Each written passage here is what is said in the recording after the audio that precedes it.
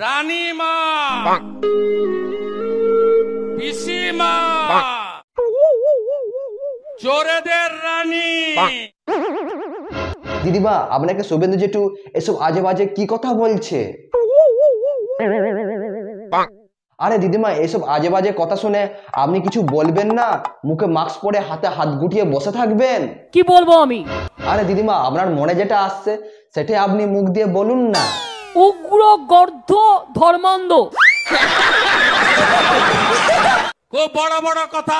আরে হ্যাঁ জেঠু, আপনি ঠিকই বলেছেন। আমরা ডিম ভাত দিতে পারিনি, আমরা পোল্ট্রির ব্রয়লার মুরগির মাংস দিতে পারিনি। আরে দিদিমা, 21শে জুলাই উত্তরবঙ্গে জেঠু তো কিছুই খাওয়াতে পারেনি। আপনি তো 21শে জুলাই ডিম ভাত মাংস ভাত খাওয়ালেন, খাওয়ার পর কি করব? মাংস ভাত খেয়ে নিন আর ভোট বাক্সে ভোটটা উল্টে দিন। এমনকি জলও দিতে পারিনি। আরে এই শোনো দিদিমা, মাত্র 10 টাকা দামের একটা জলের বোতল, সেটা পর্যন্ত জেঠু দিতে পারে। লজ্জা করে না? আরে দিদিমা, যদি বিজেপির কেউ ডিম ভাত মাংস ভাত খেতে আসে তাদেরকে কি করব? তাদের ঘাড় ধাক্কা দিয়ে আপনারা বের করে দেবেন। আরে দিদিমা, বলছি কি এতে আমার কোনো অসুবিধা হবে না তো? কোনো অসুবিধা নেই।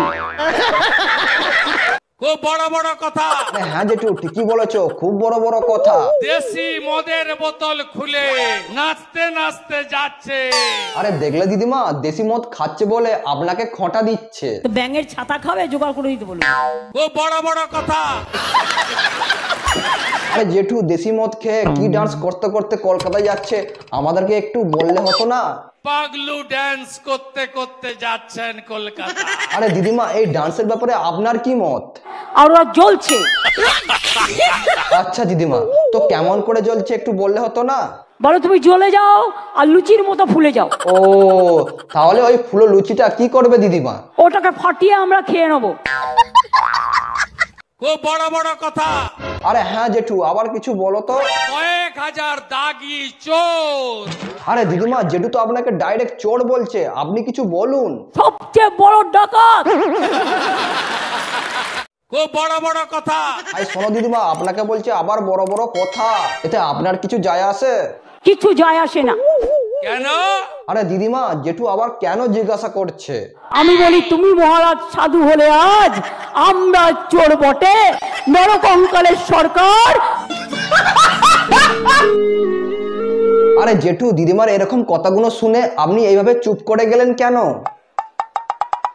আরে কি দিদিমা, কি করলে এমন যে জেঠু চুপ করে গেল?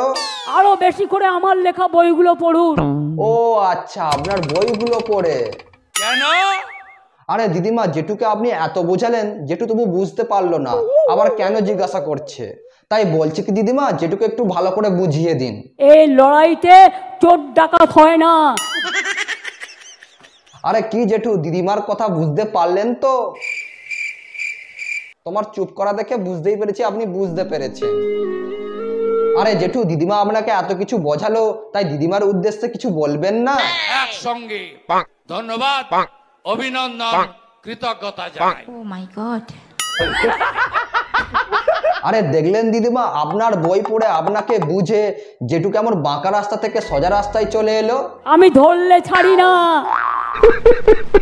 আপনাদের আমি স্যালুট করি। আরে দেখো দিদিমা, আপনার ইফেক্ট জেঠুর উপরে কতটা পড়েছে যে আপনাকে স্যালুট জানাচ্ছে। তাই বলছি কি দিদিমা, জেঠুর উদ্দেশ্যে একটা শায়রি হয়ে যাক। साल पड़ोसी को तमन्ना, आज हमारा दिल में है, देखते हैं जोर किसका, बाजू एक तिल में है। আরে জেঠু, দিদিমা আপনাকে এত সুন্দর শায়রি শোনালো, দিদিমার উদ্দেশ্যে একটু কিছু বলো না। কথা বাড়াবো না, কষ্ট হচ্ছে রোদে এত। আরে জেঠু, লাস্ট পারের মতো রিকোয়েস্ট করছি আপনাকে, একটু একটু কিছু দিদিমার উদ্দেশ্যে বলুন, একটু কিছু বলুন। চোর ধরো, চোর ধরো। সবচেয়ে বড় চোরের নাম কি? মমতা ব্যানার্জি।